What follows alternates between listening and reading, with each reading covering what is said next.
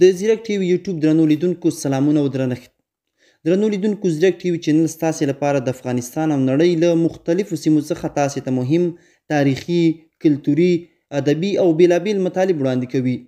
نو دا وار او په ننني ویډیو کلیپ کې مو در سره د ادم خان او درخانۍ په اړه معلومات راټول کړي. هیله د معلومات مو خوښ او د پام وړ وګرځي. ادم خان او درخانۍ څوک وو؟ د دوی مینه څنګه پیل شوه او ولې یې کیسه تر اوسه ژوندۍ ده؟ د دې معلوماتو د اورېدو لپاره د ویډیو تر پایه له موږ سره پاتې شئ او کیسه راسره تر وروستیو شیبو واورئ. درخانۍ او ادم خان د پښتو ژبې تر ټولو مشهور داستان د سوات په بازدرۍ کې پیښه شوې وه. دا کیسه په لومړي ځل د اکبر پاچا په امر په 14مه میلادي پیړۍ کې ولیکل شوه.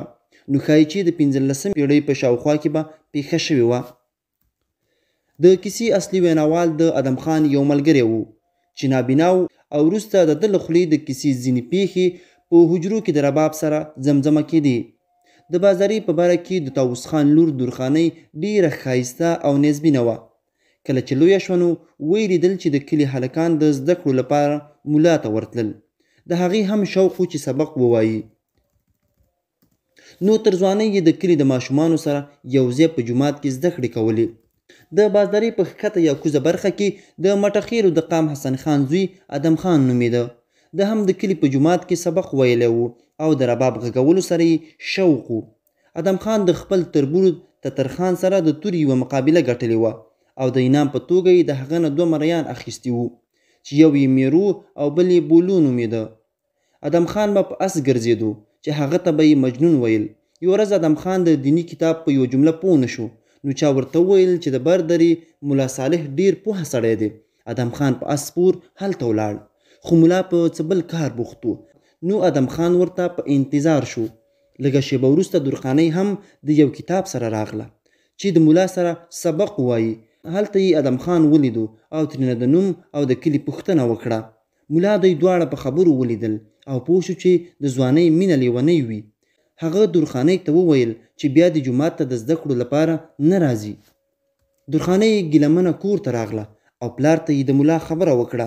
هغه ملا راوبلو او ترې پوښتنه یې وکړه چې ولې د هغه لور ته سبق نه ښایي. هغه ورته وویل چې لور یې اوس د ماشومتوب له درشله وتلې وه او که هغه د سبق سره دومره شوق لري یو بیل ځای دې ورته جوړ کړي.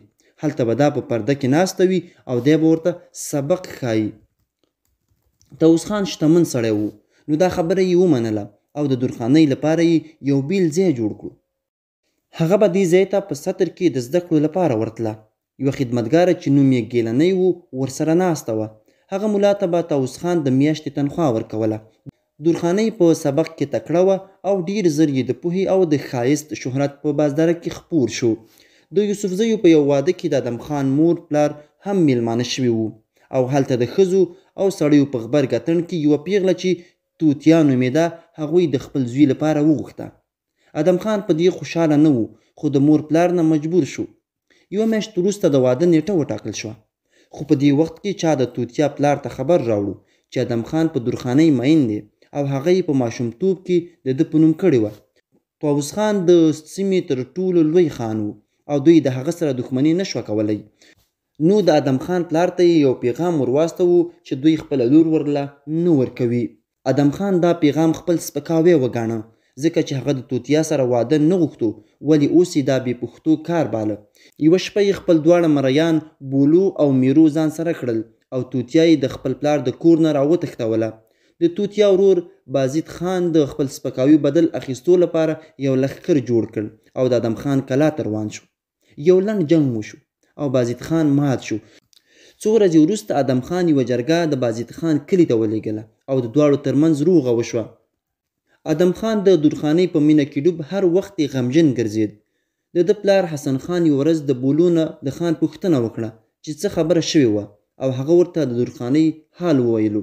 حسن خان د درخانۍ پلار طاووس خان ته مرکه ور واستوله چې لور یې خپل زوی ته وغواړي. طاووس خان خپله لور په بنې نه ورکوله او انکار یې وکړو. د درخانۍ لپاره یوه بله مرکه هم راغله چې د پایو خان لخوا وه. هغه یو شتمن خان و په سیمه کې ډیر زور لرلو. د درخانۍ پلار خپله لور پایو خان ته د ورکولو فیصله وکړه. درخانۍ چې خبره شوه نو ځان یې په کوټه کې بند کړو او په مخ کې څادر واچوو چې که هر څوک د دې کوټې ته راغلو نو دا به ځان ووژني. هغې خپل پاتې عمر د خدای په عبادت کې د تیرولو فیصله وکړه. د طاووس خان لور په بره بازدره کې واده شوې وه او د هغې لور لښتۍ نومېده. دا د درخانۍ د ماشومتوب ملګرې وه او دواړو د یو بل سره قول کړی و چې که هره یوه ودېده بله به د هغې واده کې هرومرو ګډون کوي. د لښتۍ واده جوړ شو نو هغې مور ته وویل چې درخانۍ ورله راولي. مور پوهه کړه چې درخانۍ اوس په ډیر ستر کې ځان ساتي او د خپلې خونې نه د نه وتلو قسم یې کړی دی.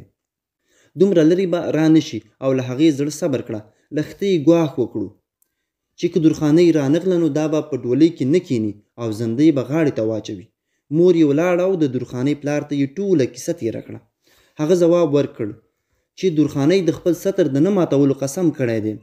خور یې مروره شوه او ورور ته یې ښېره وکړه. د درخانۍ مور ورته په قهر وویل چې د ښېرو څه اړتیا ده، زما لور د خپل واک ده، ورشه ورته ووایه او که یې زړه ونو در سره به روانه شي. ترور یې درخانۍ ته د راتللو وویل نو هغې ورته ځواب ورکړو چې دا په ستر کې ده او بل کلي ته تلل ورته ګران وو. ترور ورته وویل چې تا په ماشومتوب کې د رختې سره لوز کړی وو او اوس که ورنغلې نو هغه به ځان زندۍ کړي. درخانۍ چې دا واورېدل نو د تلو لپاره آماده شوه. یوه هوښیاره ښځه نرمۍ یې ځان سره کړه او په ډېرو څادرونو لاندې پټه د لښتۍ واده ته روانه شوه. ادم خان چې خبر شو چې درخانۍ د خپلې تورزۍ واده ته د کور نه راوتلې وه نو هغه هم واده ته د هلک لخوا ګډون وکړه. د لښتۍ پلار په حجره کې د ټنګ ټکور محفل تود شو او ادم خان په خپل رباب یوه نغمه وغږوله. په واده کې ورغلې ښځې د حجرې او د کور ترمنځ د دیوال نه وار په وار لوړې شوې چې رباب غږونکی ځوان وویني. په حجره کې ناستو ځوانانو هم دیوال ته پام شو. کله چې د درخانۍ وار راغلو نو هغې هم له دیواله سر پورته کړو. هغه وخت د دوی سترګې یو په بل ولګېدې خو نورو خلکو هم درخانۍ ولیده. لښتۍ واده شوه خو درخانۍ هلته د ترور کره پاتې شوه او پلار ته یې ځواب ورواستوه چې هغه ناروغه وه. په اصل کې ادم خان هغې ته یو پټ پیغام ورواستوه چې دی به د یوې چینې پر غاړه د درخانۍ په انتظار وي. دواړو د دې چینې پر غاړه څو وار یو د بل سره ولیدل او د زړه حال به یې یو بل ته ویلو. درخانۍ بیرته خپل کور ته ولاړه خو د ګیننۍ له لارې د دوی ترمنځ لیکونه او زباني پیغامونه تلل راتلل. ادم خان د میرو او بیلو سره یوه شپه د درخانۍ کوټې ته هم ورغلو. د دوی مینه او ملاقاتونه پټ پاتې نه شول او یوه ورځ چا پایو خان ته پیغور ورکړو چې درخانۍ یې غوښتې وه خو واده ورسره نه کوي.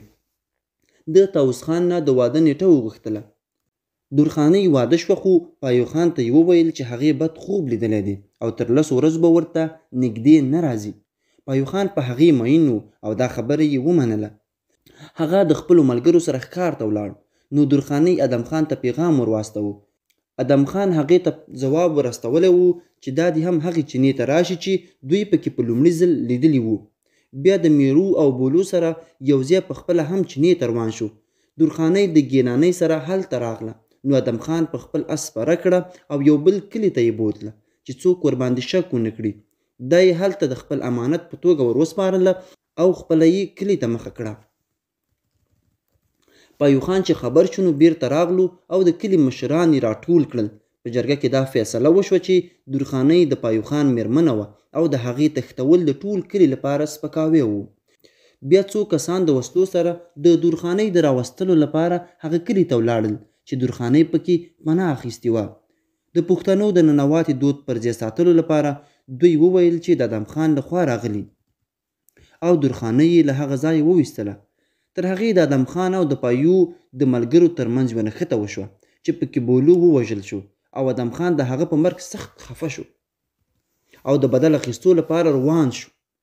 د پایو سره وجنګېد، سخت ټپي او د خپلو زخمونو د لاسه مړ شو.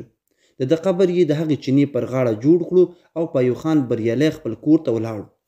درخانۍ چې د ادم خان د مرګ نه خبره شوه نو پایو ته یې زارۍ وکړې چې دا د هغه قبر ته تلل غواړي. د پایو خان زړه اوس ډاډه و چې خپل رقیب یې وژلی و. نو د درخانۍ او د هغې د خدمتګارې د تللو لپاره یې اسونه زین کړل. وایي چې کله درخانۍ د ادم خان قبر ته کېناسته نو په هغې یې لاسونه وغوړول او د خپل مرګ دعا یې وکړه.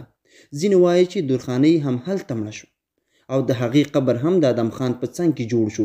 ډیره موده وروسته هغه قبرونه یو ځای شول او اوس د بازدري په هدیره کې یو لوی قبر ته خلک د ادم خان درخانۍ قبر وایي.